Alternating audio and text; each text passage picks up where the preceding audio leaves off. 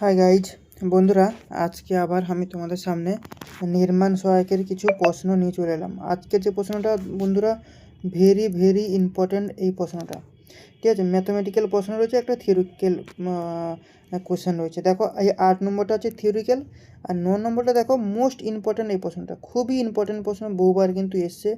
আমার কাছে দুটো সেট রয়েছে, ওই দুটো সেটেই কিন্তু এই প্রশ্নটা বারবার কিন্তু রিপিট হয়েছে। ঠিক আছে, এটাকে আমি সলিউশন করে দেবো তোমাদেরকে। তো আগে আমি এই প্রশ্নটা করিয়ে দিই।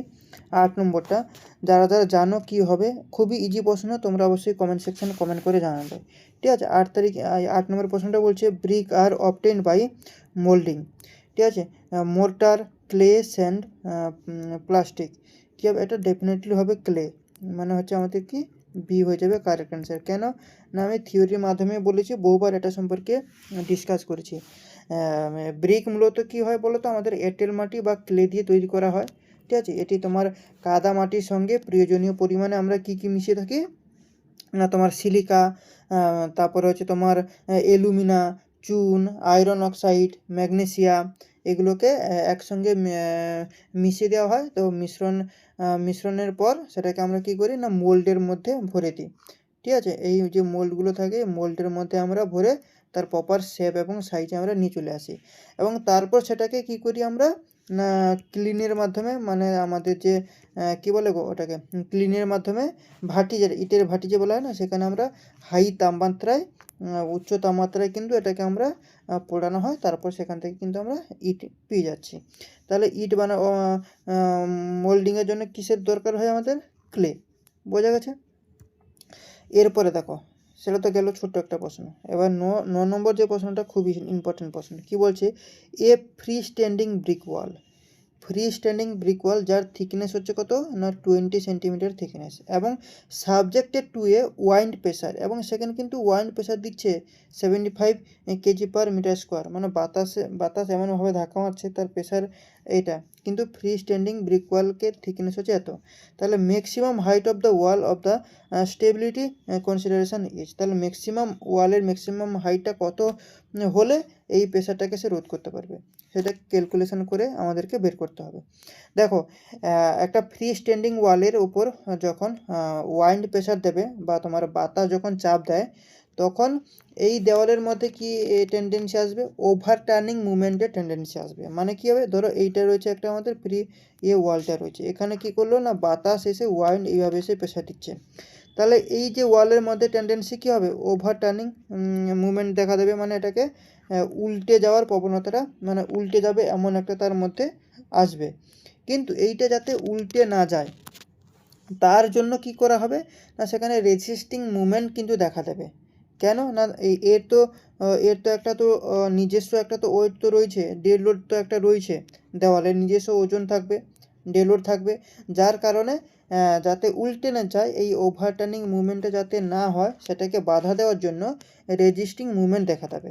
এইটা আমরা দেখো ইন্ডিয়ান স্ট্যান্ডার্ড IS তোমার 1905-এ গেলে এটা সম্পর্কে তুমি পেয়ে যাবে। ঠিক আছে, কিন্তু এখানটা আমাদের যে ক্যালকুলেশনটা করতে হবে সেটা হচ্ছে কি না, দেখো আমাদের এখানে থিকনেস দিয়ে দিয়েছে, থিকনেস অফ ওয়াল কিন্তু আমাদেরকে দিয়ে দিয়েছে কত না 20 সেন্টিমিটার। কোথায় গেল? 20 সেন্টিমিটার আমাদের থিকনেস। তাহলে আমি এখানে গিভেন ডাটা হিসেবে ধরে নিই কত, 20 সেন্টিমিটার। আচ্ছা, 20 সেন্টিমিটার, এটাকে আমি 20 সেন্টিমিটারকে যদি আমি মিটারে কনভার্ট করে নিই, তাহলে কত হবে? 0.2 মিটার। ঠিক আছে, একটু বড় করে লিখি। 20 সেন্টিমিটারকে যদি মিটারে কনভার্ট করে নিই, কত হবে? 0.2 মিটার। ঠিক আছে, আচ্ছা এগুলো হচ্ছে কি গিভেন ডাটা। আচ্ছা, ওয়াইন্ড প্রেশার কত হচ্ছে না, বলে দিয়েছে 75 কেজি পার মিটার কিউব। ঠিক আছে, তাহলে ডেনসিটি অফ দ্য ব্রিক মোটারের ডেনসিটি কত হয়ে যাবে? আমরা জানি ব্রিক মোটার ডেনসিটি কত হয়, সেটা হচ্ছে তোমার 1800 কেজি পার মিটার কিউব। ঠিক আছে, তাহলে এখন ম্যাক্সিমাম হাইট যে কত, সেটা আমরা এজিউম করে নেব যে এই যে আমরা হাইট হিসেবে এখন ধরছি। ঠিক আছে, মানে ওয়ালের যে হাইটটা, সেটাকে আমরা যদি এই হিসেবে আমরা এখন ধরে নিচ্ছি, তারপর আমরা সেটাকে ধরে কিন্তু আমরা ক্যালকুলেশন করব। তাহলে রেজিস্টিং মুভমেন্টের ফর্মুলা কি? এখান থেকে আমরা জানি রেজিস্টিং মুভমেন্টের একটা ফর্মুলা রয়েছে। কি রেজিস্টিং মুভমেন্টের ফর্মুলা? রেজিস্টিং মুভমেন্টের ফর্মুলা। কি ফর্মুলা? না দেখো, এর ফর্মুলা হচ্ছে ফ্যাক্টর অফ সেফটি, ঠিক আছে, ফ্যাক্টর অফ সেফটি, তার সাথে কি করব, ওভারটার্নিং মুভমেন্ট, ঠিক আছে, তার সঙ্গে আমরা কি করব, ওভারটার্নিং মুভমেন্ট কনসিডারিং এ ইউনিট লেন্থ, যেখানে আমরা ইউনিট লেন্থ কনসিডার করব 1 মিটার, এর সঙ্গে ওভারটার্নিং ওএম লিখে দিচ্ছি মুভমেন্ট, যেখানে আমরা কনসিডারিং করব যে তোমার ইউনিট ওয়েট যে 1 metre of the wall consider করে আমরা ক্যালকুলেশন করব। তাহলে এই ফর্মুলাতে আমরা শুধু পুট করে দেবো। দেখো ওভারটার্নিং মুভমেন্ট যেটা, এই যে এমও ওভারটার্নিং মুভমেন্ট, এটা কি না বাতাসে যখন ওয়াইন্ড প্রেশারটা দিচ্ছে, তার যে মোট যে বলটা, ঠিক আছে, ধাক্কা যে দিচ্ছে, সেটা দেওয়ালের কোথায় ইয়ে করে আঘাত করবে না H/2 কাজ করে, বোঝা গেছে? তাহলে যখন H/2 কাজ করবে তখন তখন তখন আমাদের এই ওভারটার্নিং মুভমেন্টের হালটা কীরকম হয়ে যাবে, ফোর্স ইন্টু ডেনসিটি, ঠিক আছে। তাহলে ফোর্স ইন্টু ডেনসিটি আসা মানে সেখানে কীরকম ফর্মুলাটা চলে আসবে, PH²/2 এইটা আসবে, PH²/2 চলে আসবে। আবার সেকেন্ডে আমাদের কী আসবে না রেজিস্টিং মুভমেন্ট, ঠিক আছে, রেজিস্টিং মুভমেন্ট মানে হচ্ছে তোমার MR, ঠিক আছে। এই রেজিস্টিং মুভমেন্ট বলতে কীরকম না দেওয়ালের উপর বা তার যে উইডথের ঠিক মাঝখানে দেবে, মানে থিকনেসের মাঝখানে, মানে হচ্ছে T/2।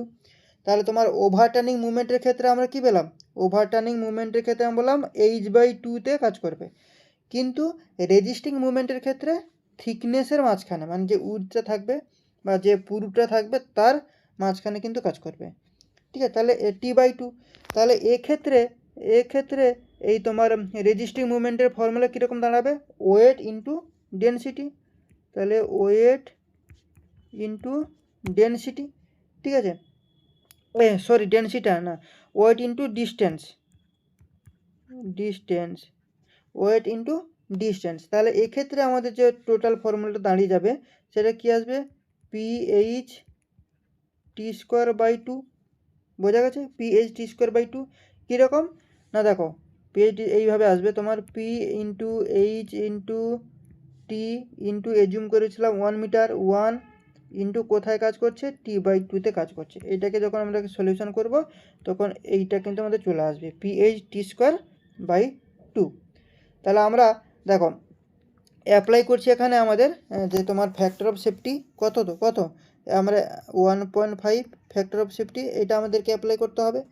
তাহলে দেখো, তাহলে এখানে PH/T²/2, এখানে যদি এই ফ্যাক্টর অফ সেফটি যদি আমি যদি অ্যাপ্লাই করে দিই, মানে ইন্টু, তাহলে এখান থেকে কি চলে আসবে আমাদের 1.5 ইন্টু PH²/2, ঠিক আছে।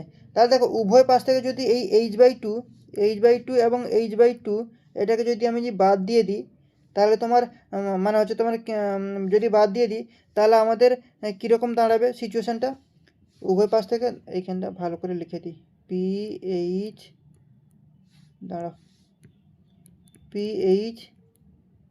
তোমার T²/2 is equal to factor of safety দিলাম এত এবং তোমার PH²/2, ঠিক আছে। PH²/2 এটা কি না, এটা হচ্ছে তোমার ওভারটার্নিং মুভমেন্ট, এটা হচ্ছে আমাদের ওভারটার্নিং মুভমেন্ট, আর এটা হচ্ছে রেজিস্টিং মুভমেন্ট হচ্ছে আমাদের কত এত, তার সঙ্গে ওভারটার্নিং মুভমেন্টের সঙ্গে আমরা কি করলাম, ফ্যাক্টর অফ সেফটি মাল্টিপ্লিকেশন করলাম, এবং মাল্টিপ্লাই করার পর, ঠিক আছে, মাল্টিপ্লাই করার পর এখান থেকে আমি H/2 এবং H/2 উভয় পাশ থেকে যদি বাদ দিয়ে দিই, তাহলে এখানটা আমার কি ফর্মুলাটা দাঁড়াবে, H ইজ ইকুয়াল টু কি দাঁড়াবে তোমার T²/1.5 ইন্টু P, এটা দাঁড়াবে। তাহলে সাবস্টিটিউটিং অফ দ্য ভ্যালু এখান থেকে কি হয়ে যাবে, H ইজ ইকুয়াল টু কি বেরিয়ে যাবে, দেখো এখান থেকে H ইজ ইকুয়াল টু যেটা বেরোবে, H ইজ ইকুয়াল টু বেড়ে যাবে আমাদের ডেনসিটি যেটা ছিল ব্রিকের কত 1800 ইন্টু থিকনেস কত 0.2 এর স্কোয়ার বাই 1.5 ইন্টু 75, ঠিক আছে। এটাকে তুমি ক্যালকুলেশন করো, এটাকে ক্যালকুলেশন করলে আসবে কত 1800 ইন্টু তোমার 0.04 বাই 112.5, এটাকে যদি ক্যালকুলেশন করি আসবে কত 72.112.5, তাহলে আমাদের অ্যান্সার হবে কত 0.64। 0.64 রয়েছে, হ্যাঁ অপশান এতে রয়েছে। তাহলে আমাদের কি হবে অপশান এ হয়ে যাবে, অপশান এ হয়ে যাবে কারেক্ট অ্যান্সার, অপশান এ হয়ে যাবে কারেক্ট অ্যান্সার। তো এটা কীরকম লাগলো তোমাদেরকে অবশ্যই কমেন্ট সেকশানে কমেন্ট করে জানাবে, এবং এই কনসেপ্টটা তোমাদের ক্লিয়ার হলো কিনা সেটাও কিন্তু কমেন্ট সেকশানে কমেন্ট করে জানাও। ঠিক আছে, তো চলো আজকের ক্লাসটা এখানটায় শেষ করছি, নেক্সট পার্টে আবার নিয়ে আসবো, ততক্ষণের জন্য থ্যাংক ইউ, চলো বাই।